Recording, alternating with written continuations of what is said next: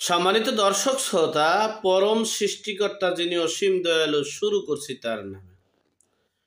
আজকের বিষয়টা হলো স্নাইপার অস্ত্র এবং বিস্ফোরক বোমা এবং পাউডার, এগুলো অবৈধভাবে লক্ষ লক্ষ প্রোডাক্ট এসেছে বাংলাদেশে জুন জুলাইতে। সেটা প্রমাণিত সময় টিভি এবং যমুনা টিভির মাধ্যমে। আপনাদেরকে একটা ক্লিয়ার করতে চাই, দেখা গেছে চোর 10 জন বা 1000 জন গেলে 10 জন ধরা পড়ে। সেই 10 জনের কথাই কিন্তু আমরা বলছি, বাট আমরা কিন্তু 1000 জনের কথা বলছি না।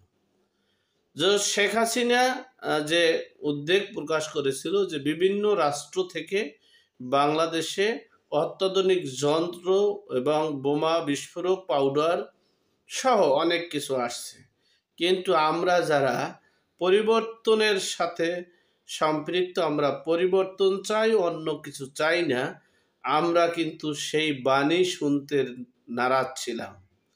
কিন্তু জুন জুলাইতে যে হত্যাকাণ্ড হয়েছে, যা কিছু হয়েছে, সব কিছু পরীক্ষা নিরীক্ষা করে দেখা গিয়েছে বিস্ফোরক পাউডার এবং স্নাইপার অস্ত্রের মাধ্যমে।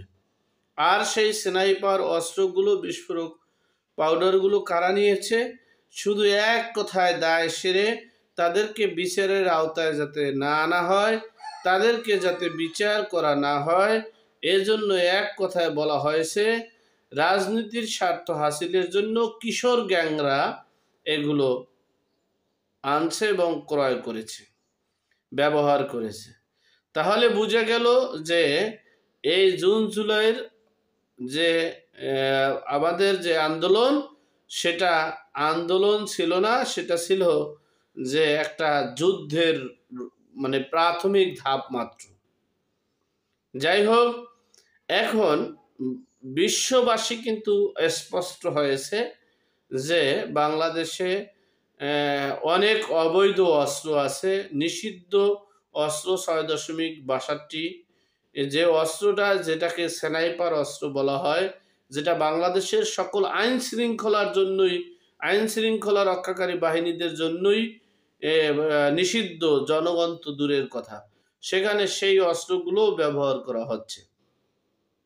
আপনারা দেখেছেন স্নাইপার অস্ত্রটার নিবন্ধিত হয়েছে নাকি, আমরা যেটা শুনতে পেরেছি, জানতে পেরেছি গণমাধ্যম প্লাস পত্রিকার মাধ্যমে, যে হাসনাত আবদুল্লাহ অর্থাৎ বৈষম্য বিরোধী আন্দোলনের যে সমন্বয়ক এবং সমন্বয়কারীর যে আহ্বায়ক, তিনি এই নাকি এটার ব্যবহারকৃত বা নিবন্ধনকৃত। যাই হোক, সেটা প্রাথমিকভাবে বলছে এবং এরা আইন শৃঙ্খলা রক্ষাকারী বাহিনী তাকে পর্যবেক্ষণে রাখছে, তিনি তাকে খুঁজতেছে, খুঁজে পেলেই হয়তো বা আইনের আওতায় আনতে পারবে।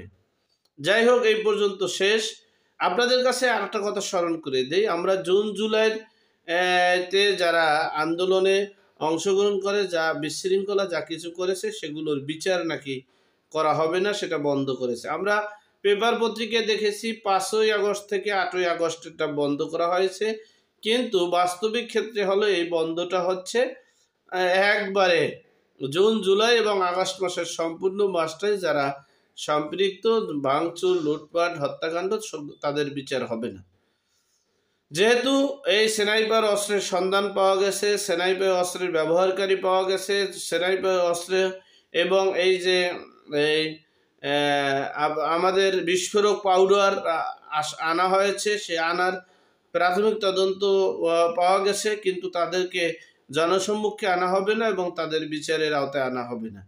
তাহলে বিশ্ববাসী এর কাছে যে ভারত এবং শেখ হাসিনা যেটা পৌঁছেছেন, মার্কিন যুক্তরাষ্ট্রগুলোকে যে বাণীটা পৌঁছেছেন, মিডিয়ার মাধ্যমে যে বাণীগুলো মার্কিন যুক্তরাষ্ট্ররা পেয়েছে, সেগুলো 100% সত্য হিসেবে প্রমাণিত হতে যাচ্ছে। এখন বিশ্ববাসী এবং বাংলাদেশের জনগণ চাচ্ছে, যদি এই স্নাইপার অস্ত্র আওয়ামী লীগের কেউ ব্যবহার করে থাকে, তাদেরকে মৃত্যুদণ্ড দেওয়া হোক বা আইনের আশ্রয় আনা হোক, এবং যে কোনো কেউ, যে বিস্ফোরক পাউডার এবং এই অস্ত্র যারা ব্যবহার করছে, সকলকে বিচারের আওতায় আনা হোক, কিন্তু সেটা আনা হবে না।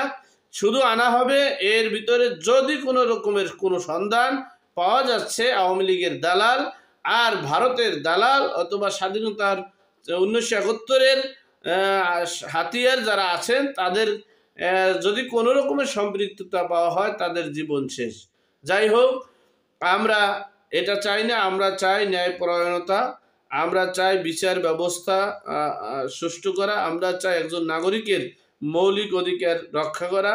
একজন নাগরিক তিনি যে নাগরিকত্ব দাবি মানে যে পাওনা রাষ্ট্রের কাছে সেটা যেন নিশ্চিত করা হয়। অপরদিকে আজকেও মার্কিন যুক্তরাষ্ট্ররা বলেছে সংখ্যালঘুদেরকে বিচার ব্যবস্থা এবং মানে সুরক্ষা নিশ্চিত করতে হবে। যাই হোক, আল্লাহ আমাদের সকলের বিপদ আপদ বালা মুসিবত থেকে হেফাজত করুক। আল্লাহ আমাদের সকলকে হেদায়েত নসিব করুক। আমিন। আসসালামু আলাইকুম।